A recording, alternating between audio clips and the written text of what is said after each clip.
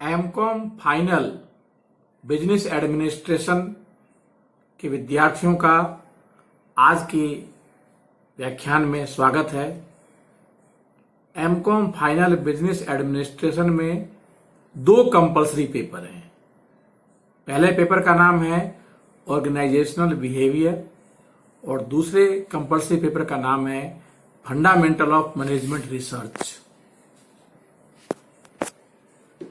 आज हम organisational behaviour के बारे में अध्ययन करेंगे और इसे समझने का प्रयास करेंगे।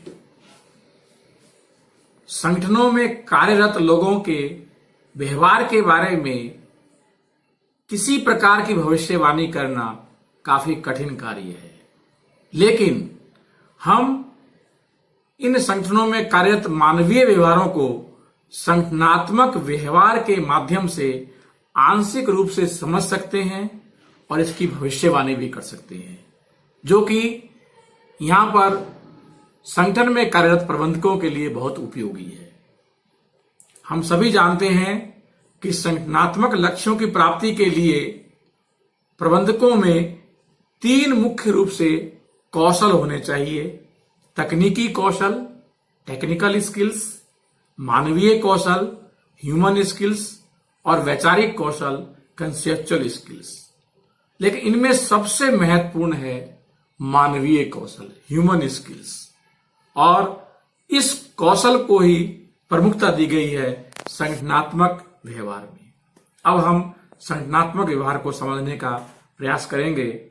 संगठनात्मक व्यवहार का साधारण सा अर्थ है कि संगठनात्मक व्यवहार संगठनों में लोग कैसे व्यवहार करते हैं, इसका अध्ययन और उसकी प्रयुक्ति यानी एप्लीकेशन है। फ्रेड लुथांस ने इसको बहुत ही सुंदर शब्दों में, सारगर्भित शब्दों में परिभाषित किया है। संगठनात्मक व्यवहार संगठनों में मानवीय व्यवहार को समझने, उनकी भविष्यवाणी करने तथा उन पर नियंत्रण करने से प्रत्यक्षता संबंधित है। यह प्रबंध के व्यवहारवादी दृष्टिकोण का प्रतिनिधित्व करता है। संगठनात्मक व्यवहार की विशेषताएं। संगठनात्मक व्यवहार की मुख्य विशेषताएं इस प्रकार हैं। पहला है, संगठनात्मक व्यवहार संगठनों में मानवीय व्यवहार का वैज्ञानिक अध्ययन एवं विश्लेषण है। दूसरा है, इसकी प्रकृति अंतर विषयक इंटरडिसिप्लिनरी है। इसमें मनोविज्ञान, समाजशास्त्र तथा मानव शास्त्र और यहां तक कि अर्थशास्त्र और राजनीतिक विज्ञान की प्रतिभाओं का संयुक्त रूप से उपयोग किया जाता है। तीसरी विशेषता है, इसमें व्यक्तियों के व्यवहार, समूह व्यवहार और संगठनात्मक संरचना में व्यवहार का अध्ययन किया जाता है। संगठनात्मक व्यवहार की चौथी विशेषता है, यह समग्र प्रबंध के बजाय प्रबंध की व्यवहारवादी विचारधारा का प्रतिनिधित्व करता है, जिसमें तकनीकी कौशल के बजाय मानवीय कौशल पर विशेष बल दिया जाता है। संगठनात्मक व्यवहार की अगली विशेषता है कि यह परिस्थिति मूलक अवधारणा को सम्मिलित करता है, यानी विभिन्न परिस्थितियों में विभिन्न प्रकार की मुद्दों पर ध्यान रखना पड़ सकता है, तो वो इसमें शामिल है। और अंतिम विशेषता इसकी है कि यह व्यक्तिक, समूहगत और संगठनात्मक हितों में एकीकरण कर संगठनात्मक प्रबंध को प्रभावी बनाना और कर्मचारी जीवन की गुणवत्ता को समुन्नत करना है। अब हम संगठनात्मक व्यवहार के महत्व पर ध्यान देते हैं। संगठनात्मक व्यवहार अध्ययन का एक नया और विकासशील क्षेत्र है। यह संगठनों में कार्यरत लोगों के व्यवहार को बेहतर ढंग से समझने और पर नियंत्रण करने तथा उनकी भविष्यवाणी करने में सहायक है। इस विषय की लोकप्रियता 1950 के बाद से निरंतर बढ़ती जा रही है। संगठनात्मक व्यवहार यानी ऑर्गेनाइजेशनल बिहेवियर निम्न कारणों से महत्वपूर्ण होता जा रहा है। पहला, संगठन में कार्य करने वाले व्यक्ति अपने जिन व्यवहारों से परिचित हैं उनके संबंध में यह जानना चाहते हैं कि वे संगठन में ऐसा व्यवहार क्यों करते हैं। दूसरा, व्यक्ति दूसरों के व्यवहारों का अनुमान लगाना चाहते हैं। और तीसरा, संगठनात्मक व्यवहार संगठनात्मक व्यवहार का अध्ययन प्रबंधकों के लिए विशेष रूप से महत्वपूर्ण है।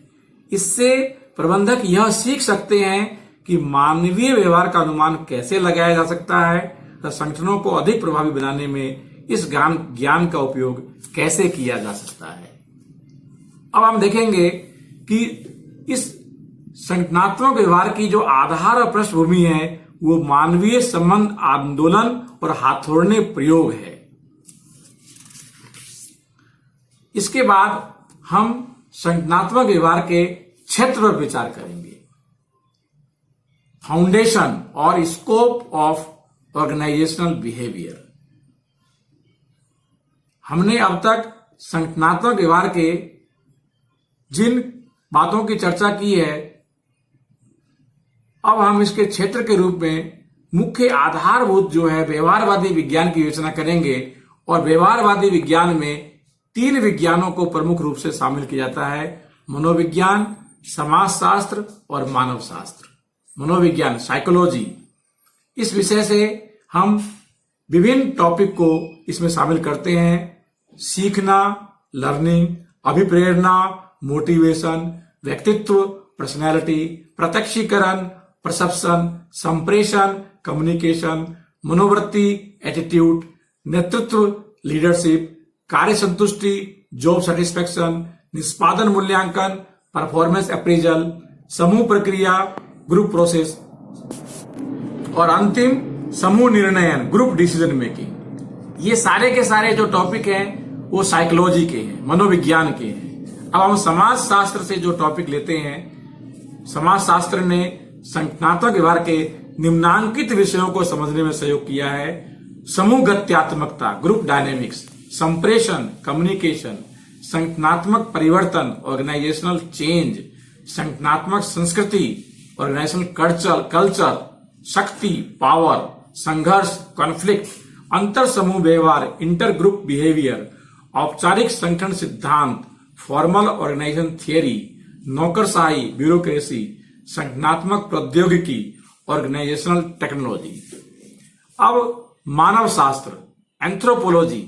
मानव शास्त्र के अंतर्गत व्यक्तियों व उनके वातावरण के बीच संबंधों का अध्ययन किया जाता है। तो संगठनात्मक व्यवहार के क्षेत्र में इस विषय का निम्न विषयों में योगदान है: पहला है तुलनात्मक मूल्य, कंपेरेटिव वैल्यूज। दूसरा है तुलनात्मक मनोवृत्तियां, कंपेरेटिव एटीट्यूड्स। तीसरा है अंतर सांस्कृतिक विश्लेषण, क्रॉस कल्चर एनालिसिस।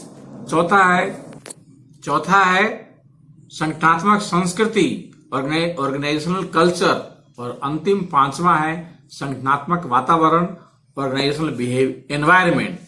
इस तरह से हमने देखा कि संगठनात्मक व्यवहार का विकास मुख्य रूप से व्यवहारवादी विज्ञान विषयों से हुआ है। इसमें मनोविज्ञान, समाजशास्त्र और मानव शास्त्र शामिल है।